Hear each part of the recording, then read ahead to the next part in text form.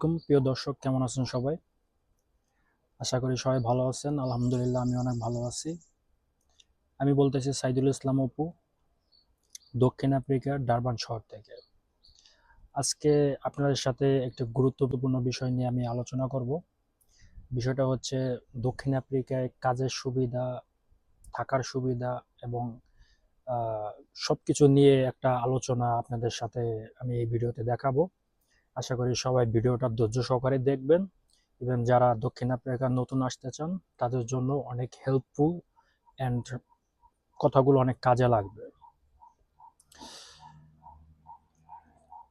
দক্ষিণ আফ্রিকার দোকানে কাজ মানে শুধু বিক্রি করা না, অনেক ধরনের দায়িত্ব থাকে। আসলে বিষয়টা হচ্ছে কি, আপনি একটা দোকানে দোকানে যখন আপনি কাজ করবেন তখন আপনার দায়িত্ব সহকারে কাজগুলো করতে হবে। তাতে আপনার জন্য অনেক সুযোগ সুবিধা আরো অনেক ভালো কিছু ওয়েট করবে।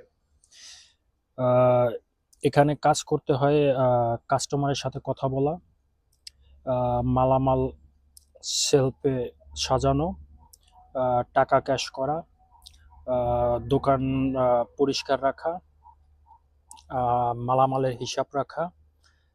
বাংলাদেশি ভাইরা সাধারণত দক্ষিণ আফ্রিকায় সাধারণত বাংলাদেশি ভাইরা কাজ করে থাকি আমরা গ্রোসারি শপে, হোলসেলার শপ, ওই শপ, এগুলোতে আমরা সব সময় বাংলাদেশি ভাইরা কাজ করতে অনেক অভ্যস্ত হয়ে থাকি। দায়িত্ব দায়িত্ব এই জিনিসটা খুবই একটা গুরুত্বপূর্ণ একটা পার্ট। এই জিনিসটা সবাই রাখতে হবে মাথায়, ঠিক আছে? সাধারণত আহ, দোকানে কাজ সকাল থেকে রাত পর্যন্ত হয়ে থাকে।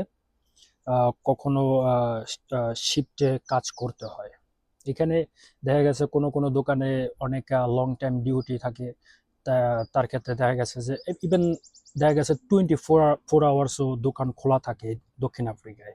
তো ওই ক্ষেত্রে দেখা গেছে তো একটা মানুষের ক্ষেত্রে তো এরকম লং ডিউটি তো করা ইম্পসিবল, কারণ ওইখানে দেখা গেছে এই ক্ষেত্রে শিফটে ভাগ করা থাকে। দেখা গেছে এক শিফটে মানে দিনে একজন কাজ করে, দিনে যে কাজ করে সে আবার রাতের বেলা যে ঘুমায়। যে যে দিনের বেলা কাজ করে নাই সে আবার রাতের বেলা 6টার পর থেকে সে আবার কাজে আবার স্টার্ট করে একেবারে সকাল পর্যন্ত। আমিও এই দক্ষিণ আফ্রিকায় পেট্রোল পাম্পে যে দোকানগুলো থাকে ওটা আমি এরকম ডিউটি আমি করছি। এই অভিজ্ঞতা আমার খুবই ভালো জানা আছে। ওই ক্ষেত্রে আপনার সাথে কিছু আলোচনা করতেছি। কখনো কখনো শিফটে কাজ করতে হয়। কাজের মধ্যে থাকে customer service, counter, cash counter সামলানো, ডেলিভারি মাল গুছানো, দোকান খোলা বন্ধ করা, এটাও দায়িত্ব। দোকানের মালিকরা বিশ্বাস আর পরিশ্রমী লোক খোঁজে, তাই সৎভাবে কাজ করাটা সবচেয়ে গুরুত্বপূর্ণ। আশা করি জিনিসটা, আমার কথাগুলো আপনারা বুঝতে পারছেন। যারা যারা ভিডিওটা দেখবেন সবাই কাজে লাগবে। সুবিধা ও কষ্ট, এই বিষয়টা অনেক একটা গুরুত্বপূর্ণ পার্ট। দেখা গেছে দক্ষিণ আফ্রিকায় আমরা যে যে সুযোগগুলো পেয়ে থাকি, একজন বাংলাদেশি মালিকানাধীন দোকানে কাজ করলে আমরা এই সুবিধাগুলো আমরা পেয়ে থাকি। আর কিছু কিছু সুবিধা আমরা পাইও না। তার মধ্যে হচ্ছে কাজ শিখতে সহজ হয়। আপনি যখন নতুন আসবেন একটা দোকানে, আপনি কন্টিনিউ কাজ করতে থাকলে আপনার কাজটা শেখা অনেক সহজ হবে আপনার জন্য। অভিজ্ঞতা আহ, অভিজ্ঞতা ছাড়াও সুযোগ পাওয়া যায়। দোকানের ভিতরে থাকার ব্যবস্থা থাকতে পারে। দেখা গেছে কোনো কোনো ক্ষেত্রে দোকানের ভিতরেও থাকতে হয়। আবার কোনো কোনো ক্ষেত্রে দোকানে যেই থাকাটা অ্যালাউ না করে তখন আপনার একটা বাসা ভাড়া করে আপনার সেপারেট থাকতে হবে। তাও দেখা গেছে দোকানের আশেপাশে এই জিনিসটা আর কি হয়, বাসাটা। খাওয়া দাওয়ার সুবিধা অনেক সময় পাওয়া যায়।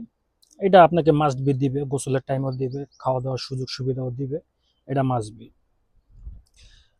তারপরে কষ্টের জায়গা, যেমন দীর্ঘ সময় কাজ করতে হয়। যেমন আপনার অন্য অন্য কান্ট্রিতে দেখা গেছে আপনার 12 ঘন্টা 13 ঘন্টা কাজ করবেন, বা 8 ঘন্টা বা 7 ঘন্টা, ঠিক আছে, এরকম ডিউটি হয়। কিন্তু দক্ষিণ আফ্রিকার সিস্টেমটা খুবই আলাদা। যারা দক্ষিণ আফ্রিকা আসবেন এই জিনিসটা মাথায় রেখে আসবেন। এখানে ডিউটি আপনার 12 ঘন্টা 8 ঘন্টা এরকম দেখে আপনাকে ডিউটি দিবে না। মিনিমাম যে ডিউটি সেটাও আপনার 14 থেকে 15 ঘন্টা এরকম ডিউটি আপনার হয়ে থাকবে, তার বেশিও হয় কোনো কোনো ক্ষেত্রে। তারপর চুরি, ডাকাতি এগুলোর ভয় তো অবশ্যই থাকবে, এটা আপনার মাইন্ডে সাউথ আফ্রিকা আসতে হবে, আর নাহলে সাউথ আফ্রিকা আপনার জন্য না। সব সময় দাঁড়িয়ে কাজ করতে হবে, এটা খুবই একটা গুরুত্বপূর্ণ পয়েন্ট। বেতন আপনাকে যথেষ্ট পরিমাণে দেওয়া হবে। বাস্তব অভিজ্ঞতা, আহ, আমি যে দোকানে থাকি এই দোকানের আপনাদের একটা ছবি দেখাবো। এই হলো আর কি দক্ষিণ আফ্রিকার বাস্তব জীবন, বাস্তব অভিজ্ঞতা কাজের ক্ষেত্রে।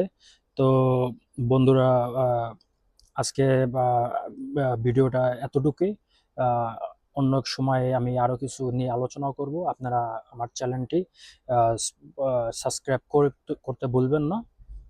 লাইক কমেন্ট শেয়ার এগুলো অবশ্যই করবেন। আসলে আপনাদের একটা লাইক কমেন্ট শেয়ার করলে আমাদের ভিডিও বানানোর আগ্রহটা অনেক বাড়ে।